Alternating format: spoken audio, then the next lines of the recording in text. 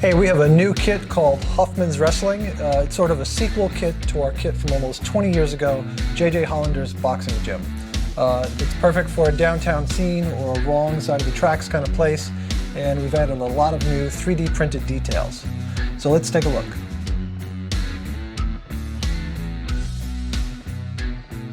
So the overall kit is about 6 inches deep at the deepest and 8 inches wide. And it's two structures in one. The wrestling arena shares a wall with a light industrial building called Kirkland Engineering Products on the left side here. And it's got its own entrance and a loading dock on the side.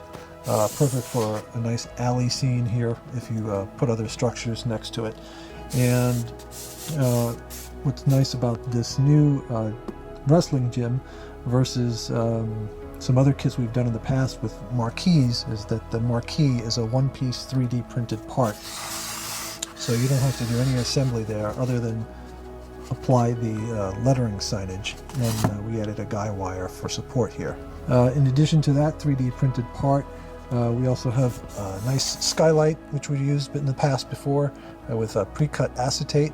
It's a really beautiful piece. It's very crisp and clean. And we've also added this 3D printed building cornice that we painted to look like it has a copper finish. And if you'll notice at the top, we've got some pigeons all over the roof. Here's some more. And the kit also features this nice exterior stairway. It's got some supports on the back here and lots of junk underneath. And then we've got a lamppost here that we've added, and we've printed the lamppost in clear resin. Here's one unpainted. So you can just put some tape around the globe at the top and spray the bottom black or green, and it really makes a nice looking lamppost. Another new detail we've added is this bin of junk here. This is a one-piece 3D printed bin, kind of like our dumpsters filled with junk, ready for painting. All of the signage shown is included. We've got this billboard here with some laser cut supports in the back. Same for the sign with the laser cut lettering and supports in the back. And this large color mural is printed on paper, and we apply that like we do all our other murals. We sand the back of it, and we apply some double-sided tape and burnish it into the clapboard. And after that, we take whatever our wall color is and sponge over it so it looks like the paint is underneath showing through some peeled faded paint there. Since most of the roofing here is flat, we've paid attention to some details on the roof. We've added 2 roof access sheds that someone can get on the roof, and included some details. There's an old upholstered chair here and some jars and jugs, barrels and so forth. And on the other side, got a few more scraps of wood and detail.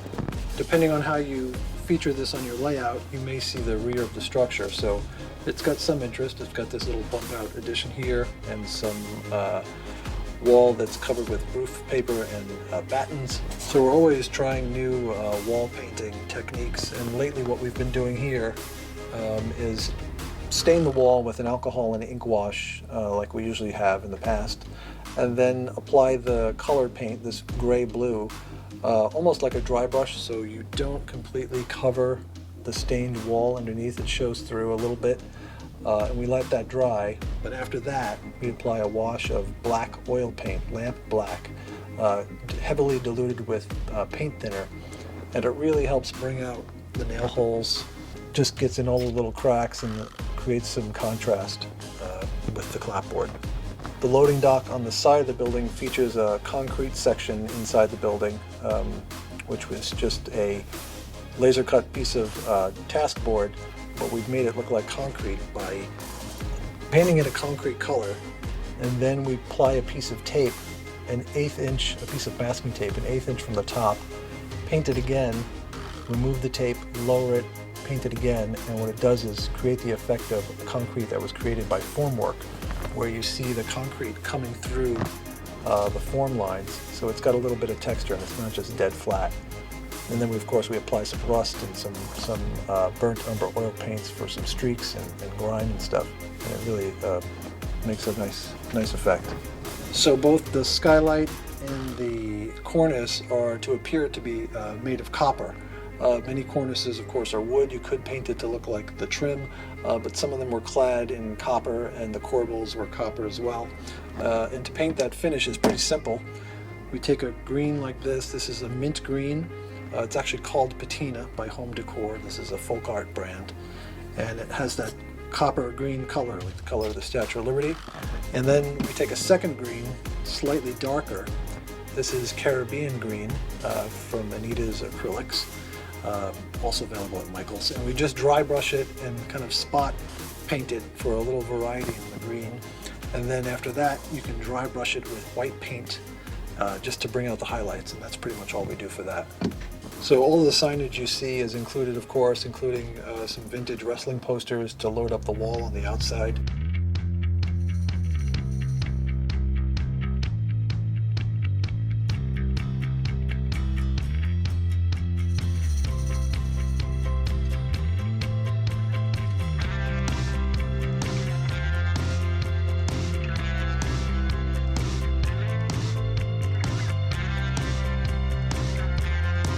Thanks for taking a look at our new kit, Huffman's Wrestling.